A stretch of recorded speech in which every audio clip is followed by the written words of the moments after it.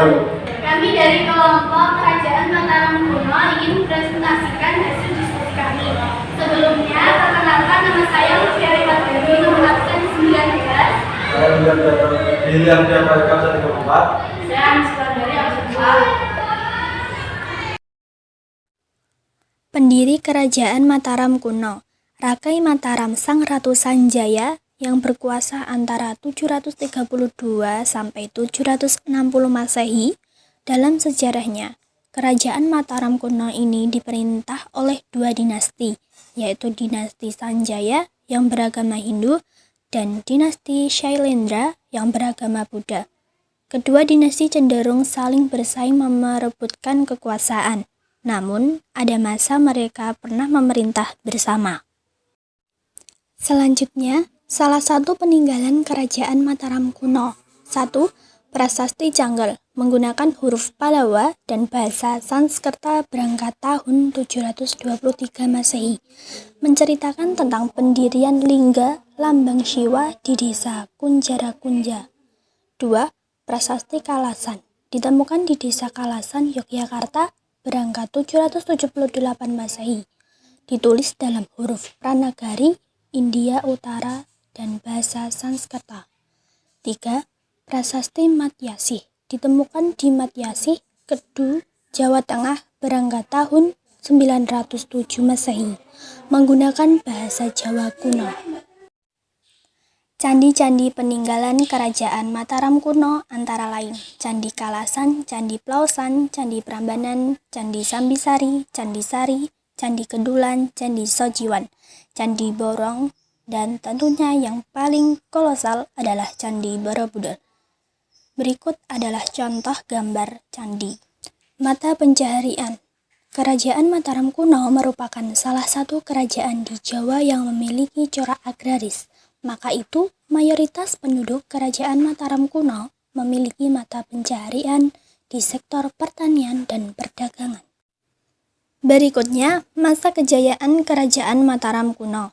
Terjadi pada masa pemerintahan Raja Dyah Balitung dari dinasti Sanjaya.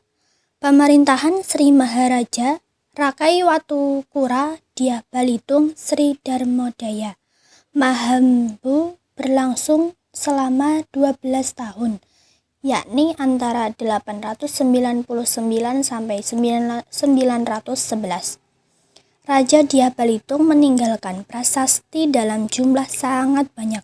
Sejauh ini ditemukan di sekitar 45 prasasti. Prasastinya tidak hanya ditemukan di daerah Yogyakarta dan Jawa Tengah, tetapi hingga Jawa Timur. Hal itu membuktikan bahwa pada masa pemerintahannya, wilayah Kerajaan Mataram Kuno mencapai Jawa Timur. Bahkan, beberapa sejarawan meyakini bahwa Raja Dyah Balitung berhasil memperluas kekuasaan hingga ke Bali. Runtuhnya Kerajaan Mataram Kuno. Runtuhnya Kerajaan Mataram ketika Raja Dharmawangsa Teguh yang merupakan cicit Mpu Sindok memimpin. Waktu itu, permusuhan antara Mataram Kuno dan Sriwijaya sedang memanas. Tercatat, Sriwijaya pernah menggempur Mataram Kuno, tetapi pertempuran tersebut dimenangkan oleh Dharmawangsa. Sebab-sebab keruntuhan. Yang pertama, dikarenakan letusan gunung berapi menyebabkan istana yang telah dibuat mengalami kerusakan.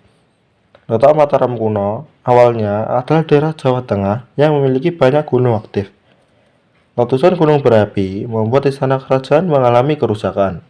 Yang kedua, keadaan ekonomi yang terus menurun dari akibat menanggulangi kerusakan akibat letusan gunung berapi, membuat negara ini perlahan mulai runtuh. Yang ketiga, adanya kekosongan jabatan di akhir kerajaan. Di akhir masa kepemimpinan raja terakhir dari Mataram Kuno, ia tidak memiliki pewaris tahta sehingga jabatan terpaksa diberikan kepada penasihatnya, yaitu Mpu Sindok. Mpu Sindok inilah kemudian memindahkan ibu kota ke Jawa Timur. Lokasi dan sumber sejarah.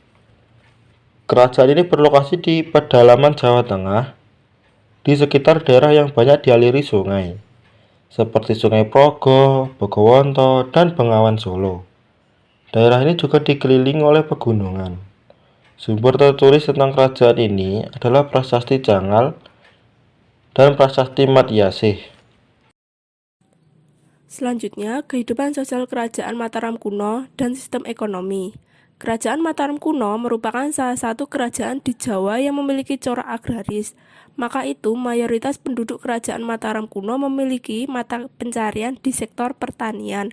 Bukti bahwa perekonomian Kerajaan Mataram kuno ditopang oleh sekitar agraris adalah keterangan dalam prasasti Cangal yang menjelaskan bahwa tanah Jawa kaya akan padi.